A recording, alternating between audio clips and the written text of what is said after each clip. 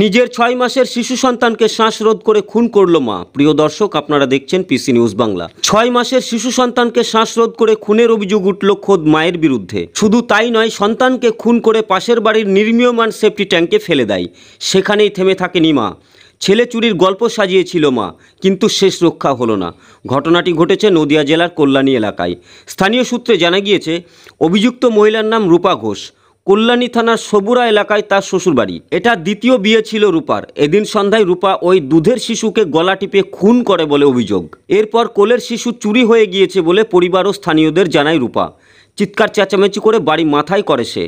পরিবার ও প্রতিবেশীরা শিশুর খোঁজাখুঁজি শুরু করে, কিন্তু কোথাও খুঁজে না পেয়ে পুলিশের দ্বারস্থ হয় পরিবার। শিশুর মায়ের সঙ্গে কথা বলতে গিয়ে খটকা লাগে পুলিশের। তার একাধিক কথাবার্তায় অসঙ্গতি পায় পুলিশ এবং প্রশ্নের ঠিকঠাক উত্তর পায়নি পুলিশ।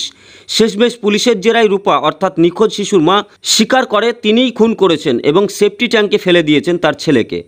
সেফটি ট্যাঙ্ক থেকে শিশুর মৃতদেহ উদ্ধার করে ময়নাতদন্তের জন্য পাঠায় পুলিশ। গ্রেপ্তার করা হয় অভিযুক্ত মহিলা অর্থাৎ রূপাকে। অভিযুক্তের স্বামী পেশায় জল ব্যবসায়ী, তার নাম সোমনাথ ঘোষ।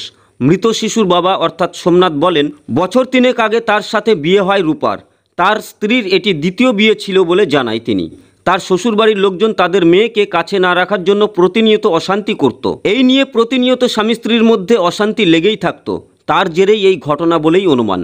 সম্পূর্ণ ঘটনার তদন্ত শুরু করেছে police. Bureau report, PC news Bangla. বলছে মুখের মধ্যে ন্যাকড়া পড়ে দিয়ে মরে গেছে, কি করবো? রাজা এসে মারবে, ওর স্বামীর নাম রাজা, আমরা রাজা রাজা বলে রাখি, ভালো নাম সোমনাথ। এসে মারবে তাই জন্য ফেলে দিয়ে এসছে। কখন মারলো এটা?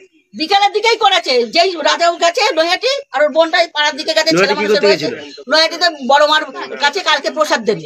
বাচ্চারা মুখে বসাচ্ছে। হ্যাঁ, প্রসাদ দেবে বলে বড় মার কাছে কি কি লাগে ওইসব কার কাছে শুনেছে, দিয়ে কি আধার কার্ড না কি নিয়ে গিয়ে নাম লেখাতে গেছে, বলছে কি লাগবে, দিয়ে আসার সময় একটা বাটি আর চামচ কিনে নিয়ে এসছে। আর বোনকে বলেছে যে আমার ছেলেকে তুই রূপোর ঝিনুক দিবি। ও 500 টাকা দিয়ে রূপোর ঝিনুক ওই বায়না দিয়েছে। সোমবারের দিনকে 5 তরকারি ভাত রেঁধে দিত, কাউকে বলতো মুখে প্রসাদের আগেই মা মুখে বসাতে হবে।